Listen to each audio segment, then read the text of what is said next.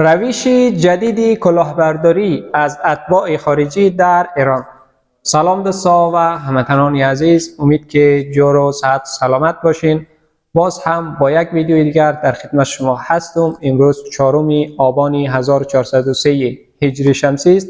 میخوایم که در این ویدیو چند نکته مهم را بر شما هموطنان بگم که فریب سودجویان را نخورین و این ویدیو مربوط کسایی میشه که کارت هوشمند گرفتن و یا میخواین کارت هوشمند بگیرن. پس تا آخر ویدیو با ما همراه باشین. اگر از یوتیوب بیننده این ویدیو هستی حتما چینل را سابسکرایب کنید و دکمه زنگوله را فعال کنید.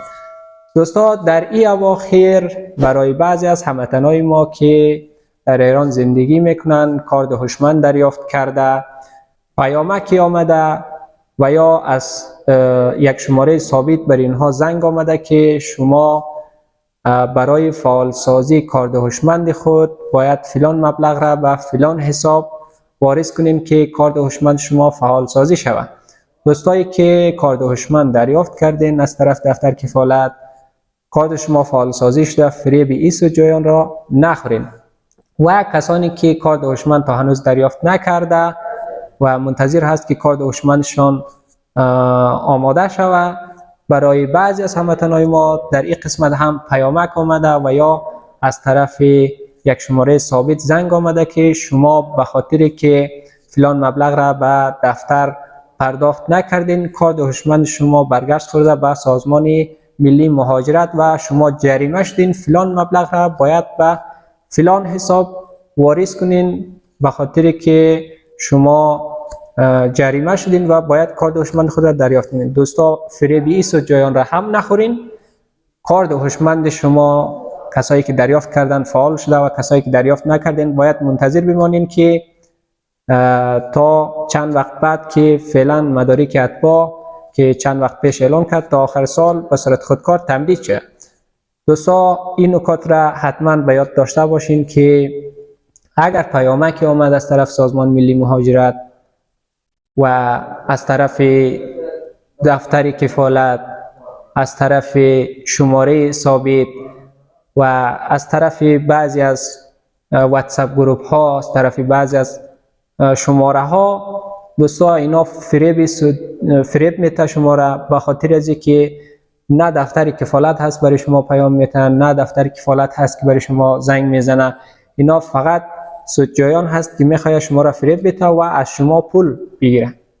پس اینها دوستا کسایی هستند که خود را به جای سازمان ملی مهاجرت قرار میتن، اینها کسایی هستند که خود را به جای دفتر کفالت قرار میتن، اینها کسایی هستند که خود را مسئول قرار میتن که ما برای شما اگر فلان مبلغ را واریز کنید کارت هوشمند میتیم. هیچ وقت دوستا فریب این سودجویان را نخورین. چند وقت پیش دوستا ما خودم شاهد بودم که بعضی از هموطنان ما، بعضی از دوستای ما رفته بودن به یک دفتر پیشخوان، اینا را برگه سرشماری داده بودن که او برگه سرشماری اصل نبود، یک برگه سرشماری بود که فقط یک کارت آبربانک هم برشان میداد. این فقط برای پول بودی کارا دوستا که پولشان را میگرفتن و یک کارت آبربانکی که بعد از یک ماه دو ماه قطع میشد و یک کارت هوشمند، کارت برگه سرشماری که اینا میدادن اونم اعتبار نداشت. دوستا اینا فقط دوستا از شما میخواد که پول بگیره. فریب این سودجویان را نخورین.